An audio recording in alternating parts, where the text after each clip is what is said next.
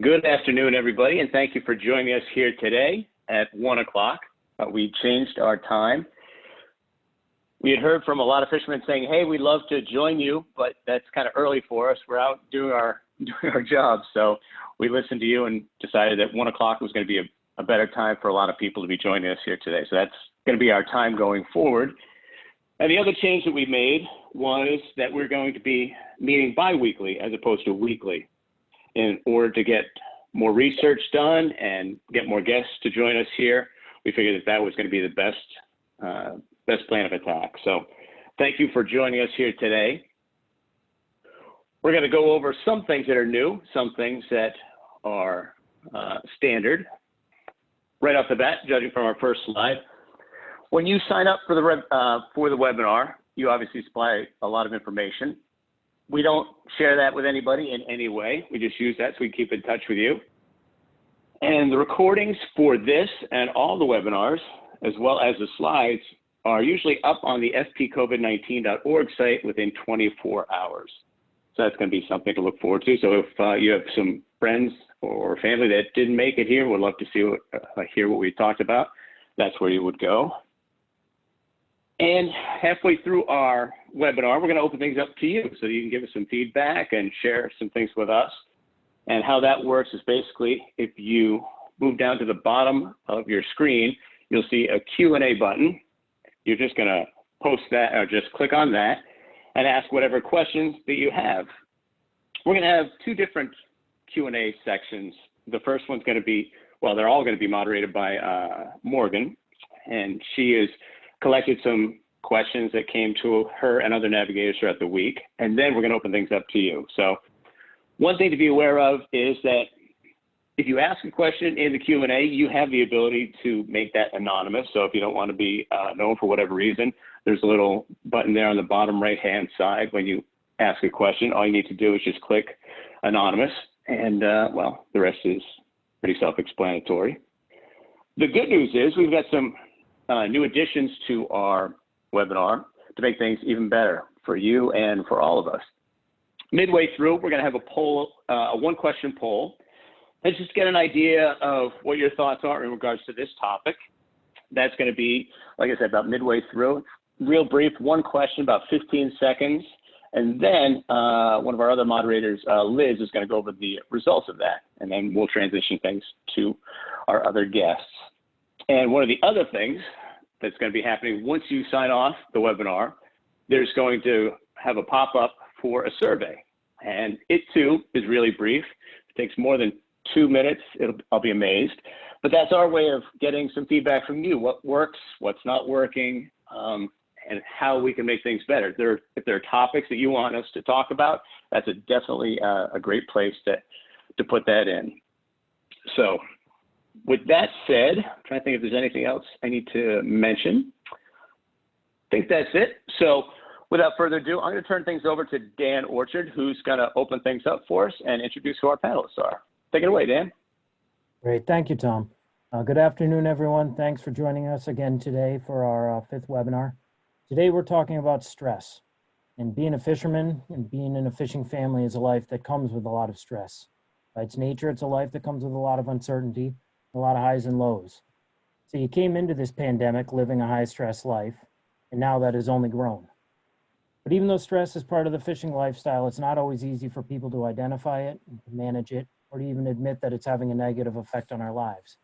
And for some, it's not even easy to talk about stress. So today we've brought in some people to talk about stress, to recognize how stressful your lives are, and more importantly, to listen if you want to talk about the stress in your life or ask questions about ways to manage it. We are fortunate today to have a group of panelists from the fishing community or close ties to it. First, we have Ruth Blount. Ruth knows firsthand about the stress that comes with a fishing life. With Captain Bill Blount, she's co-owner of the fishing vessel Ruthie B, a groundfish dragger that's part of the New Bedford fishing fleet. She's also a volunteer with the National Alliance on Mental Illness. She's passionate about mental illness and its effects on families from both within or outside the fishing community. So thank you, Ruth, for being here today. We also have Professor John Grabowski, a fisheries professor at Northeastern University. His work on species like lobster, cod, herring, monkfish, and oysters has been critically important to fisheries management, But beyond these more traditional roles in research for a fishery scientist, Professor Grabowski also has worked with fishermen to understand the social disruption and stress that fisheries regulations put on them and their families. His recently published work showed the catastrophic levels of stress for cod fishermen that endured the ups and downs of fisheries management over the last decade. We appreciate that he's here today to talk with you about that. So thank you, Professor Grabowski. And finally, we have Jim and Nancy from Riverside Trauma Center. Some of you know Jim or Nancy. They've been invaluable to our fishing communities, tragedies when an accident at sea takes a fisherman away from us. They've been there in the fishing community to listen, to talk, to counsel during the times of our deepest need. Jim is the co-founder and associate director of Riverside. He provides mental health support for many communities affected by traumatic events. And he also has extensive experience providing therapy to children, adolescents, and adults. Nancy's a seasoned clinician and trainer with 20 years of experience. She's been a trauma responder at Riverside for broad-scale events like the Boston Marathon bombing, and for the localized events such as suicides and sudden losses in schools and community. So thank you, Jim and Nancy, for working with us again today. And finally, we also have Morgan Eldridge, our fishing partnership navigator and community health worker, who's on to help field questions. As a member of a fishing family and a fishing community, she knows about the stress from this life and is here to help others as best she can. Thank you, Morgan, for recognizing this as an important subject for the fishing community right now and helping create this webinar. Now I'll turn it back over to Tom to walk through the agenda. Thanks, Tom. Awesome. Thank you so much, Stan. In keeping with that, let's move on to our agenda so we can get everything covered that we want to get covered. We're going to first start off hearing Ruth's story. Then she's going to turn things over back to me, and then I'm going to introduce Jonathan, who's going to talk about the social impacts and adaptive capacity in the Northeast groundfish fishery. Then before we go on to talk with Jim and Nancy, that's when we're going to have our poll. It's not listed here on the slide, but we're going to have that poll right there. Liz will go over that, and then it'll probably be a stepping off point for Jim and Nancy, I would imagine. So they're going to go in and talk about identifying and managing stress. And then, as I mentioned earlier, Morgan is going to start off by asking or answering the questions that came in to her and fellow navigators. And then we're going to open things up to you so that you can ask questions today. Once again, just reminding you that you can ask those anonymously if you'd like. And then Dan's going to close things all out. So we've got a lot to cover, obviously. So let me introduce Ruth, who's going to continue on sharing her story. Ruth, take it away.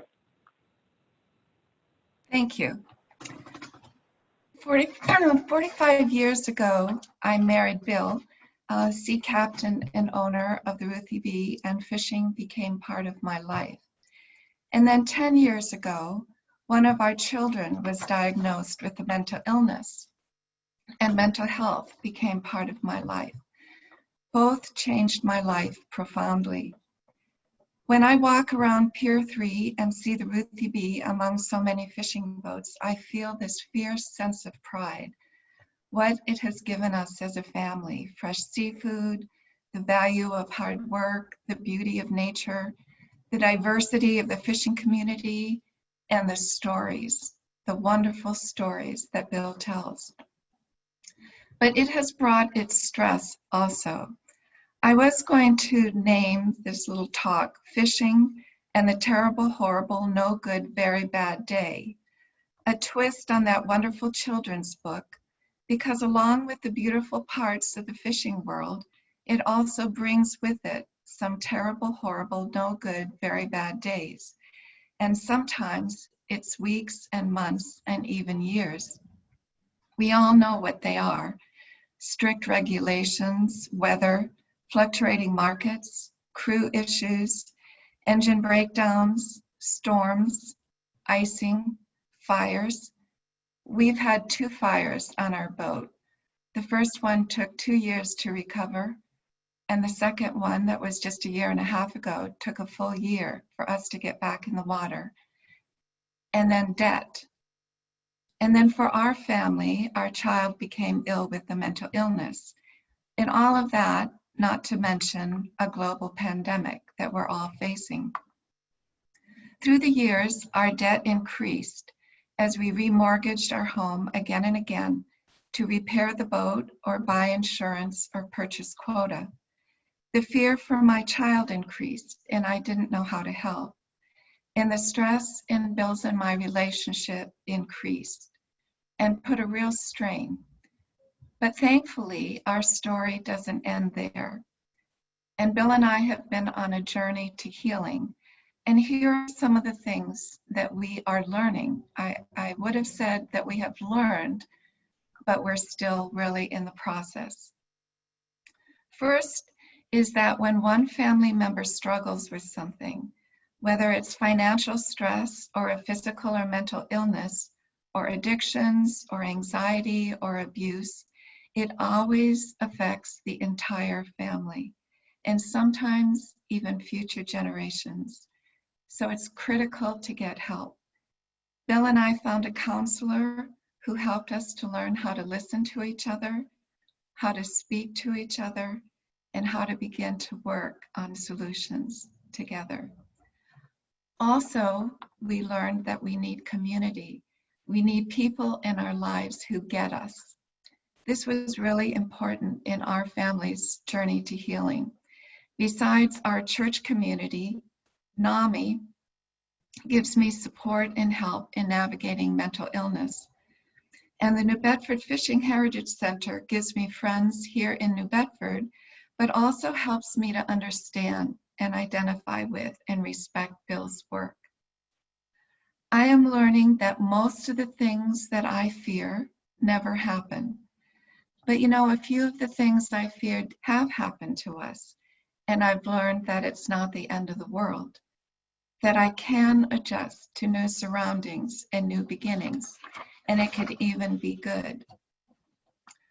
We are learning that everything affects us: what food we eat, how much sleep we get, exercise, how much social media we're involved with, the time we spend watching the news, all of these things. We are learning that our lives have been just a little out of balance, that we work too much of the time, that our concentration is too involved. And that's a struggle. Bill's almost 75, and the thought of not fishing is really, really difficult for him. We are learning to be thankful. We are learning it's okay to be vulnerable and imperfect, that sometimes we can help others, but that other times we need to be helped. We are learning that we have hope, because although our lives, especially right now, are full of uncertainty, our foundation is secure. Not because everything will turn out exactly how we want, but because God is still here and He is faithful. The title I chose, They That Go Down to the Sea in Ships, has been special to me from the time I met Bill. It tells us of the courageous men and women of the sea and the great security we can have in God. And I'm just going to, in closing, read a few lines of that poetry. They that go down to the sea in ships, who do business on great waters, they have seen the works of the Lord and His wonders in the deep. Let them give thanks to the Lord for His loving kindness and for His wonders to the sons of men. And that's back to you. Thank you so much, Ruth. That was quite beautiful. And thank you for your courage and sharing your story with us. That was absolutely amazing. Yeah. Right now, I'm going to turn things over to Jonathan, who's going to share his story. So Jonathan, take it away. Okay, I'm just going to go ahead and share my screen.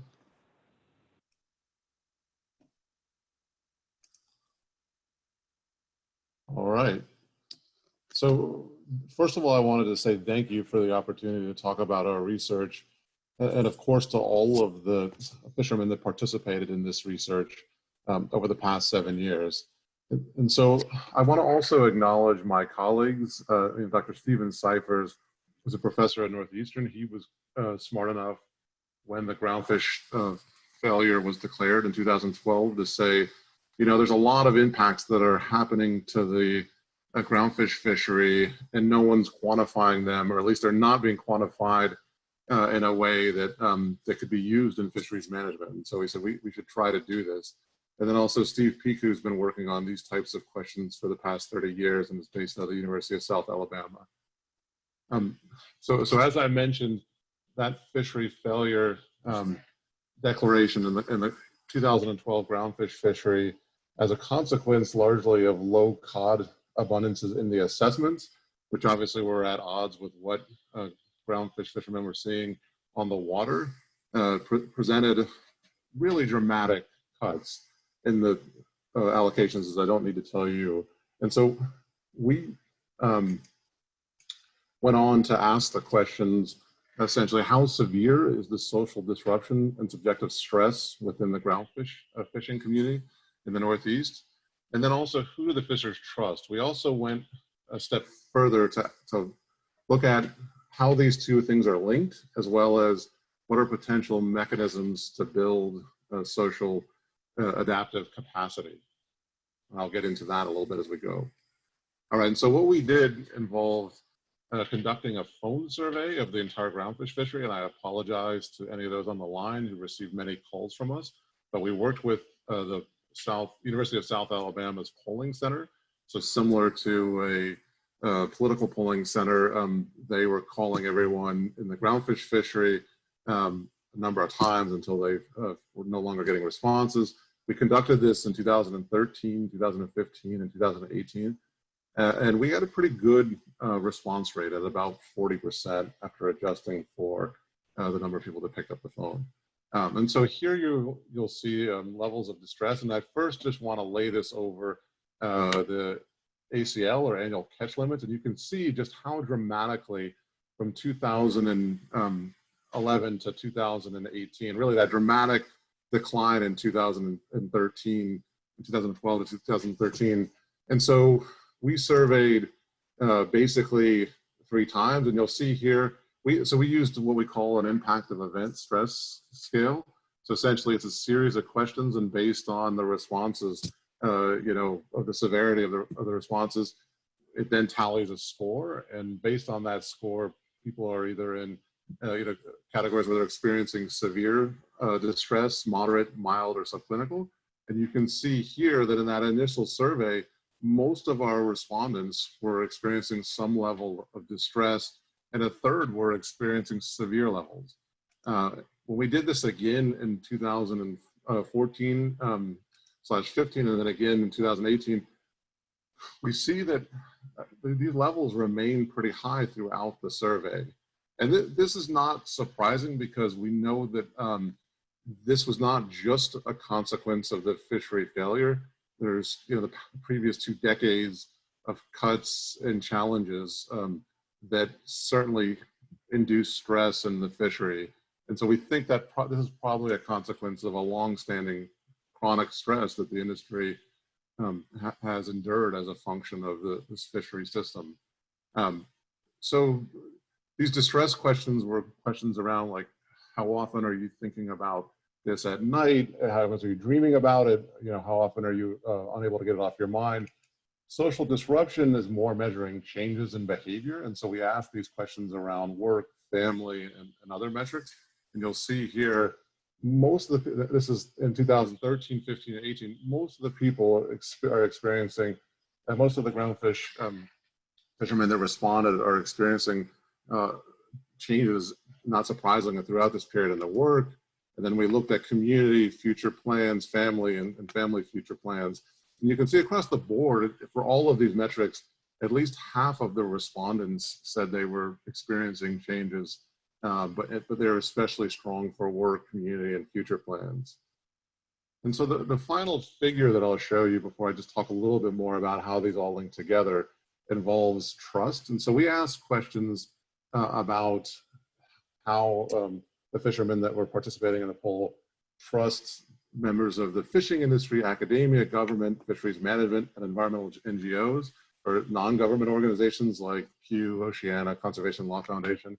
And so we had a number of different categories, like for instance, in the fishing industry, we had the captain, other captains, sector managers. And so you can see across the board. And so a 5 would mean you completely trust, and a 1 would mean you completely distrust. And so you can see that this suggests that there's pretty good trust among the fishing industry for other members within the industry. And that's a sign of adaptive capacity. I mean, if that had completely broken down, that the industry would have come into this pandemic in a worse spot. And so here across the board, not surprisingly, there's less trust, and it's kind of intermediate for academia. And then as you go down, there's distrust in government, fisheries management, and especially environmental NGOs. And while this is not surprising, it's good, I think, to quantify it so that it shows that this is a real challenge to fisheries management. If one of the goals is to include stakeholder participation, it's really challenging to garner participation when there's distrust. The other thing that we noted, when you link together the previous slides that I showed you about social disruption and stress, those participants that were most stressed and experiencing high levels of social disruption were the least trusting of government, fisheries management, and environmental NGOs. And so it's not surprising, but it suggests a possible pathway towards rectifying those kind of breakdowns. All right, so we found that stress and disruption levels were high and chronic. I mean, throughout our study from 2013 to 2018, we see high levels. We found that trust in sector managers and the fishermen, though, are still high, and that's a good sign, as I mentioned. And then we also found, I'm not going to go into it here, but we also found that factors like increasing income diversity, trust, or flexibility could help. So there's definitely signs for how to potentially reduce stress and disruption. All right, I just want to quickly, before I pass it back over, acknowledge the many groups and participants that participated in this. I mean, I could not have done this without the help of the Fishing Partnership Support Services and the Gloucester Fishermen Wives Association. JJ Bartlett and Angela Sanfilippo were absolutely instrumental. Riverside Trauma Center was also very helpful in participating in some of the focus groups to make certain that we could help those people participating think about mechanisms to reduce stress as they're doing today. And then, many, many people participated in the survey, which we are eternally grateful. And a lot of others also weighed in on the survey itself and a lot of the activities that we did. All right, with that, I'll turn it back over. Awesome. Thank you so much. Let's see if I can.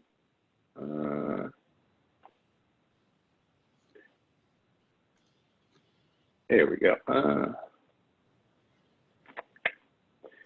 All right. Sorry, a little technical difficulty here, but I tell you what, while I'm figuring this out, why don't we turn things over to Liz, who's going to launch our poll briefly.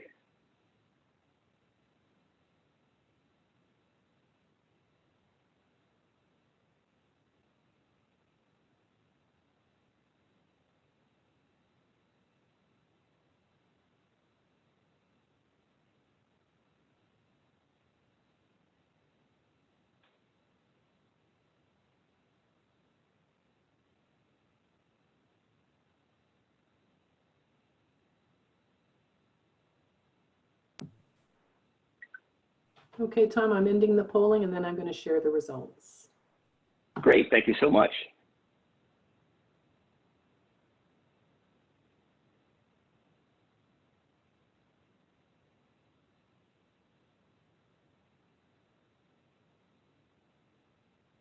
Awesome, awesome.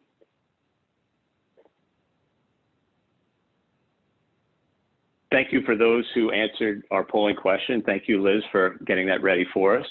That's going to be a great stepping off point as I turn things over to Jim and Nancy from Riverside, who are going to continue talking about their identifying and managing stress. So without further ado, Nancy and Jim, take it away. Thank you very much, Tom. And thank you to all of you at the Fishing Partnership for inviting us to speak on this topic today. And thank you for all of those who are attending from the fishing industry. I just want to say personally, I value and appreciate your work so much for bringing food to my family and work to Massachusetts. So we're really grateful for all of the work that you do in the fishing industry. So we're going to talk a little bit about the mental health side of this stress. As you saw in the poll, the vast majority of people responded that they have been moderately or more severely impacted by stress since all of this began. I'm going to show you some other data that relates to that. And then we'll talk a little bit about what do we do with that. I mean, at this point on week 10 of the physical distancing, the safe at home situation, most of us are intimately acquainted with stress and what it means at this point. So we're going to do a little bit of just defining that more broadly for you, helping you to think about how to support people maybe in your family and your life who are experiencing stress and what you do for yourself. I want to just start by describing a little bit of who we are at the Riverside Trauma Center. We are a program of Riverside Community Care, which is a large human service agency based in Massachusetts. We have programs throughout the state, but the Riverside Trauma Center within Riverside we're funded by the State Department of Public Health, Department of Mental Health, and we also have a special relationship with the Fishing Partnership to work specifically with people in the fishing industry. What we do is called critical incident response services. We work with people, communities, groups, workplaces in the aftermath of a highly stressful event or loss, and we provide support services called psychological first aid, post-traumatic stress management to help people find resilience and augment their recovery from those events. And so we work with a broad range of things as was described, and you can see on the screen, unexpected losses, weather events, marathon bombings, and now we're involved with the COVID-19 pandemic. We have specific funding from FEMA. We're developing a program where we're going to be responding across the state to people impacted by the pandemic as well. So that's a little bit about what we do. And as I mentioned, we have a special relationship with the Fishing Partnership to serve you in the fishing industry. This again will come as no surprise that significant numbers of people have described that the virus has had a negative impact on their mental health. This is a study that the Kaiser Family Foundation did. The original poll was done towards the end of March. So this is now, in this fast moving time, old data, but still relevant data. At the time, one of the first questions they asked is, how has your life been disrupted by the coronavirus outbreak? And at that point, 7 in 10 Americans said their lives have been disrupted a lot. And then within that, then they also asked, has the disruption had a major impact, a minor impact, or no impact on your mental health? And you can see here almost 50% of the respondents reported that it had between a minor and a major impact on their mental health. So certainly, probably not news to most of us, but it is important to know the data and that we're not alone if this is how you're feeling. When we talk about that impact and what it means to experience stress, to experience toxic stress, which we also understand as trauma, even acute grief, what does that look like and how does it manifest? So many times when we think about stress, what people associate with that is this feeling of pressure or this, typically it's feelings related. It's important just to take a moment to acknowledge that many people experience trauma, grief, and stress on multiple domains. And so here's 5 domains that we're talking about here, one of them being the emotional one that I described, feeling upset, feeling overwhelmed, feeling sorrow, feeling irritable. But also people are describing impacts in the cognitive domain. That's like having a hard time concentrating, intrusive thoughts, feeling confused, memory difficulties, very common for people right now. People are describing behavioral changes, sleep being an enormous issue for people, appetite changes, not getting along with people in their life, shorter fused, more irritable. Physiological changes people are also experiencing, things like fatigue, headaches, being startled more easily, aches and pains. And then many people also experience reactions in the spiritual or meaning-making domain. And that's where oftentimes people maybe with a faith relationship might either find solace in what they know about their faith or what they believe, or thoughts about, how does this fit into my religious beliefs? Why would God do this? How does this make sense in God's plan? Or if there's not a spiritual component to one's life, then it might be more existential or meaning-making types of thoughts, like, what brought me to this? Why do I keep doing this work? How am I going to stay in this work? what's it all about? What's the purpose of my life? Those kinds of questions would be very common for people right now who are experiencing stress. Let's just take a quick minute to define stress so that we're all on the same, coming from the same foundation of understanding of that. If I were to ask you in the audience, how would you define stress? What is stress to you? More often than not, most of your definitions would probably describe something related to a feeling of dread. I talked about already this sense of overwhelm, pressure, having too much to do and not enough time to do it. And most of the time it would have some kind of negative connotation to it. It's important to start from a place just to remember too, that while stress often feels very bad, the origins of stress are that it's a normal response to a perceived physical threat or something that's threatening our well-being, and that it's our body's way of protecting us. It's also our body's way of preparing us to meet demands on our system. And so we just as a reminder that not all stress is bad, that there are certainly some levels of stress that are tolerable and that actually help us to get things done. And it's important to be able to acknowledge when is that stress going above and beyond that tolerable stress into a place that is impacting us on some of those domains that I mentioned, and being aware of what those signs are for ourselves when that happens. I'm gonna pass it on to Jim, who's gonna give you some more information about what do we do when the stress is getting to that overwhelming place.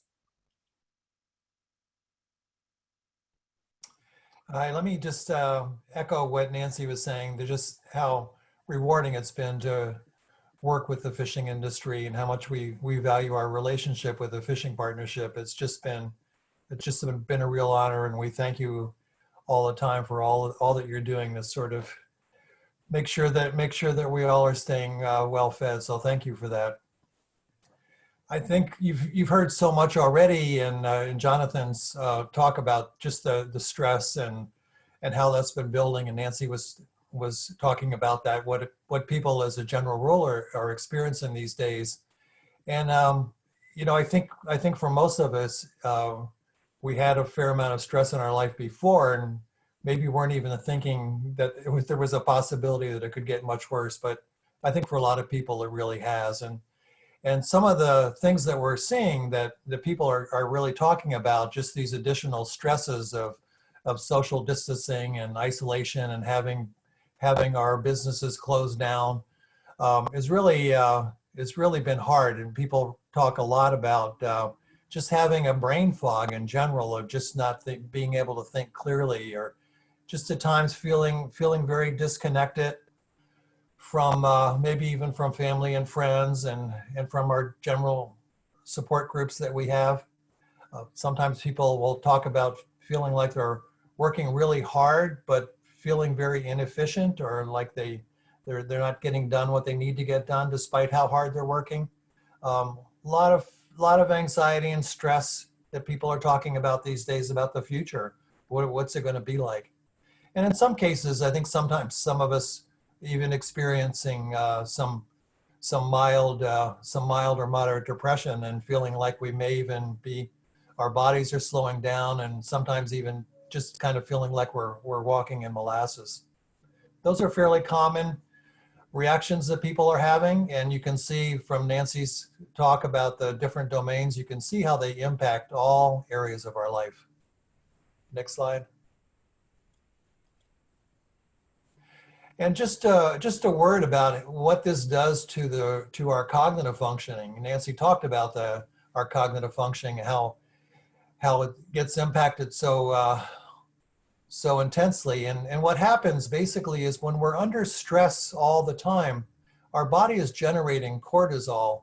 And when we're in the middle of an emergency, cortisol is helpful. It causes us to react faster and be more vigilant, even being able to move faster, observe things better. But when we're generating cortisol like we are now, just 24/7, it really has a big impact on our brain. It causes our brain to be cloudy, but the problem is we don't know it. So when your thinking is cloudy, you don't really know it, and so part of our brain is really shut down. And I think the reason it's so important to mention this is because we have to be very careful about paying attention to what we're doing and just to sort of notice our reactions. We want to be careful not to make mistakes. I think especially when you're in the fishing industry, you can't afford to make mistakes. So we want to just really pay attention to our to this idea that our brain is functioning, and just to notice it and not be hard on ourselves is really important. Next slide. And I know some of you have kids who are home, and I know that you have been reading all kinds of tip sheets in the newspaper and seen them on TV and maybe even on our own Riverside Trauma Center webpage about things that you can do to support your child, and you've just been hearing them over and over again. But I think it's worth repeating that we really want to try to keep our kids moving as much as we can.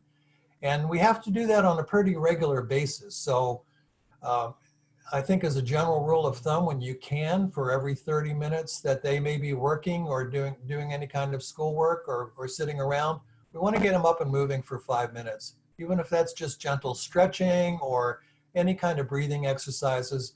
But it's so important to help kids move their body. It really regulates both mind and body at that time. Managing screen time, probably a lot of you have already given up on this, but just to sort of keep that in mind. Providing structure and routine, I think, is so important.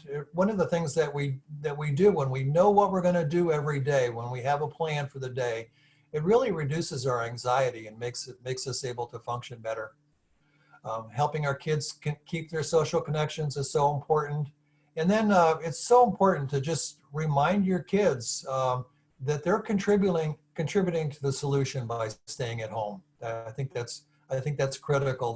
Kids at a very young age understand this concept of altruism.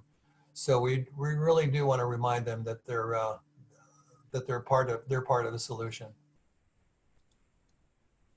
And then just for yourselves, I think when you see all those different reactions that people are having, one of the things that we always tell people is really just kind of notice your reactions and be kind to yourself. And we want you to be kind to yourself just as a general rule, but also if you just notice your reactions, you don't make any judgments about them, they will go away a lot quicker. It really is sort of neurobiology. We want to get it from the back of the brain where we have all of our anxiety and fear, and get it up to the front of the brain where we can do some problem solving. So just kind of no judgment and just noticing your reactions is really important. We have a lot of coping strategies that we've all used throughout our lifetime, and a lot of them are gone now. I mean, being outside as much as we like to be, and all the social interactions that have been so important to us over the years. But sort of think about what things that you can still do to find your coping strategies that are going to help you get through this. Sometimes it might just be music. It might be alternative ways of staying connected to family and friends. You heard Ruth talk about this idea of staying with people, finding people, and getting support from people who get you. I think that's so important these days. Set small, achievable goals. I think you certainly want to have a long-term plan, but probably the best thing that you can do is at nighttime, think about what you're going to do tomorrow morning and just how you're going to get through the morning. And then once the morning is finished, then think about how you're going to get through the afternoon. So we're really sort of thinking in yards and not miles, and hours and not weeks.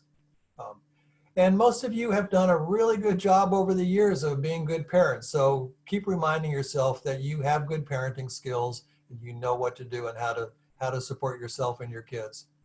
And so important. I mean, and it's so hard these days when our boundaries between parents and kids are so different. But we really want to encourage people to find time for yourself, even in small chunks. A 15-minute walk around your neighborhood, just going off by yourself at night and reading for 15 minutes, or listening to music, listening to your own playlist. Just finding some time to get away to be by yourself is really important. And just again, maintaining those social connections. That's always social connections is one of the most important protective factors that we have going. And then also just again, the importance of moving. You know, these dilemmas are not something that we can just think our way out of. We really have to sort of first regulate. We want to be moving. We want to think about music and walking and stretching and breathing. And you heard me reference this idea for every 30 minutes of sitting that we're moving for at least 5 minutes. And just anything that we can do that's repetitive, and dosing throughout the day. So a good walk in the morning or a good walk at the end of the day is great, but we want to build in some extra movement throughout the day. And once we do that, then we can have good way communication, whether it's with our kids or whether it's with our partner or our colleagues. And then, and if we do those two things, then it's a lot easier to learn. It's a lot easier to reason and make wise choices for ourselves.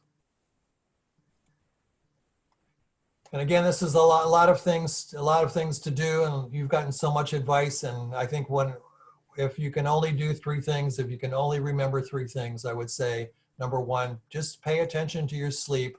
Again, sort of notice your sleeping patterns, but sleep is probably the number 1 barometer for how we're doing.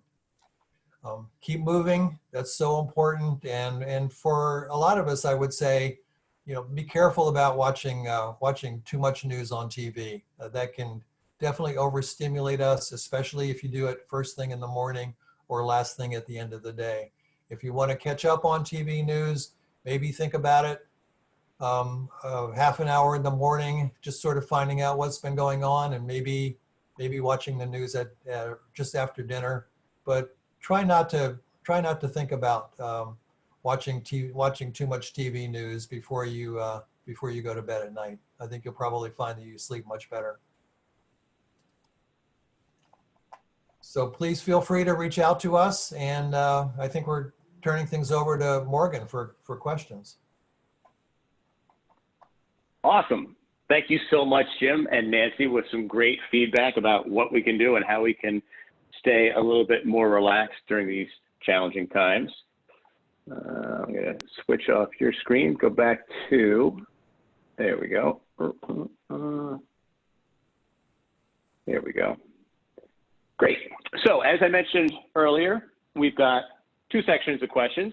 Morgan's going to take things away by just asking questions that she has gathered from people from the Navigators throughout the week. She's going to ask our guests those questions. And then once she's all done with those, she's going to turn things back to me, and then I'll open things up for you. And you'll have the ability to do the same thing, ask questions for our panelists and our guests today. One thing that's going to be helpful is that when you are asking a question in the Q&A, to make sure that you say who you want to answer your question. You have a better idea of who you want to answer your question. That way we don't have to guess. And as always, or as I mentioned earlier, these are anonymous. So if you have a question in the Q&A and you don't want to be identified, just click that little button that says ask question anonymously, and we'll go from there. So with those things taken away, let's head on over to Morgan, who's going to start things off for us. Okay, thanks, Tom. Thank you, all of you. I mean, all of that information was so helpful. Ruth, you're amazing. Jim, Nancy, I so appreciate everything that you do for us at Fishing Partnership. You always have such a great way of reminding me, anyway, on how to check in with myself. I do have a couple of questions, and I know that you may have touched on these during your presentations, but maybe a couple that may not have. One I know is Jim and Nancy, this is for you. If I'm concerned about a family member or a friend's well-being, what do you suggest I do?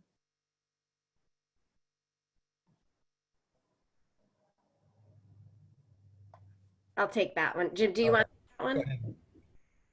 I'll start, and you can feel free to fill in. So there are several resources across the state for people who might be concerned about a family member. I mean, of course, the first thing might be to approach that family member and try to have a conversation with them about your concern. most often those conversations, best advice we can give about how to set those conversations up for success would be just to share what you're seeing from your perspective. So as much as you can, pointing out what you're noticing. So I notice that you're sleeping a lot more than you usually do. And it's not like you, and I'm noticing that, and I'm worried. And can we talk about that? That tends to usually, these are delicate conversations, but that tends to go a little better than you're sleeping too much and I don't like it. So you can sort of see the difference. So that would be just one little nugget of advice on, first you want to try to have that conversation with that person and bring it to that person from a caring place about what you're seeing. If you feel like it would be helpful to consult with resources around, know that we are a resource. Riverside Trauma Center is a resource for fishing families across the Commonwealth, and we would be happy to consult with you if you want to try to think about how, what might be helpful, what kind of resources might be available. Then Navigators are also available to you to consult on things like that as well. If it's an emergency situation where you feel like someone might really be in danger, there's always 911, but there's also 24-hour-a-day, 7-day-a-week psychiatric emergency service teams in every part of the state that can help you sort out what to do in a more emergent situation. The number depends on where you live in the state, so we can help you figure out what that number might be based on where you are. But Jim, did you want to add any other resources or thoughts to that? Yeah, just I always sort of recommend that people do two things, which is ask twice and then wait, W-A-I-T. So asking twice, when we ask somebody, how are you? There's sort of a social contract that we just say, oh, I'm fine. But if we say to somebody, no, really, how are you? Then they know we really want to know, we really want to hear how they're doing. And then the acronym WAIT is basically is W-A-I-T, why am I talking? That's just a good prompt to just sit back and listen to what your loved one has to say, your friend has to say, and just sort of hear them out. Nancy's right. I mean, we always like to lead with an I statement. Sometimes if you're planning to have a hard conversation with somebody, you're really concerned about them. Sometimes it's helpful to say, this was an awkward topic to bring up, or this is hard for me to bring up, but I'm worried about you. If you say that I'm worried about you, they can't say, no, you're not. But if you say to somebody, you drink too much, or you're flying off the handle too much, they can say, no, I'm not. But they can't say you're not when you say I'm worried about them. So leading off with that I statement, I think, is always helpful to people. Thank you, guys. That was very helpful. And kind of going off of that with the resources, if someone was looking for professionals during this time and, it's not so easy to find someone to go to talk to, what would you recommend them doing? I know you said Riverside, but as far as any other options, the emergency, anything else? Most services are continuing to be available to people, and if not in person because of the pandemic, they're available through what's called telehealth, where you can still connect with mental health providers, medical providers through Zoom or a phone or another screen-based, video-based platform. So just because it might not be the best idea to meet in person for health reasons, these resources are all still available. So it's something that can still be accessed by people. Okay, thank you. I think what we'll do now is, I know we're running a little low on time, so I feel like we should switch over to the Q&A right now, and I can do that. We do have one question that just came in that says, and if anybody wants to add a question in, again, like Tom said, you can ask it anonymously, you can type it in the Q&A section, and I can ask whomever you'd like. Being very stressed. Morgan, Yeah. I was just going to say, I apologize for butting in. I just want to make sure to let people know that we are going to be stopping the recording at this point. So any questions that people ask, they're not going to be part of the recording. So I just wanted to make sure that people felt that level of comfort as well. But with all that said, thank you so much, and continue on. Okay. Great. Thank you so much, Morgan, Nancy, and Jim, and all our panelists. One of the things that we've touched upon today is the need for resources and to reach out when we're having difficulty. There's going to be a slide where I'll be talking about all the resources we talked about today, but one of the things I want to talk about right now are the resources within your community, and specifically the Navigators. They are here for you. We are not, in our offices, we're working from home, much like everybody, but still very much available. So if you have questions about health insurance, about mental health, about anything regarding health, safety, economic security, any of those things, definitely reach out to them so that they can help you out. We're here for you, obviously.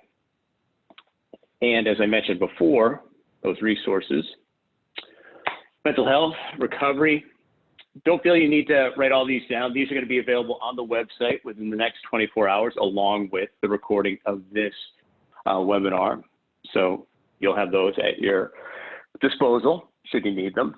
Some great resources that everybody talked about. And before I turn things over to Dan to wrap things up, I too want to mirror or echo what everybody's been saying. And thank you so much for all our panelists and for you out there with your questions and with our panelists that are sharing their stories. These are challenging times, but if we take the necessary steps that were outlined by all of our panelists, we can understand that we can get through absolutely anything. So with that, why don't I turn things over to Dan to wrap things up for us. Great, thanks, Tom. Actually, I think you've covered everything. So I just want to thank again our panelists and for everyone for joining us. We need our community support at a time like this more than ever. So I think we've said it all, and I appreciate everyone, and we'll see you next time. We hope you enjoy the weather the rest of this day. And as Tom mentioned before you sign off, remind you that a survey will pop up before you leave the webinar, and that helps us inform future webinar topics and get the right feedback. So thanks again. Have a great day.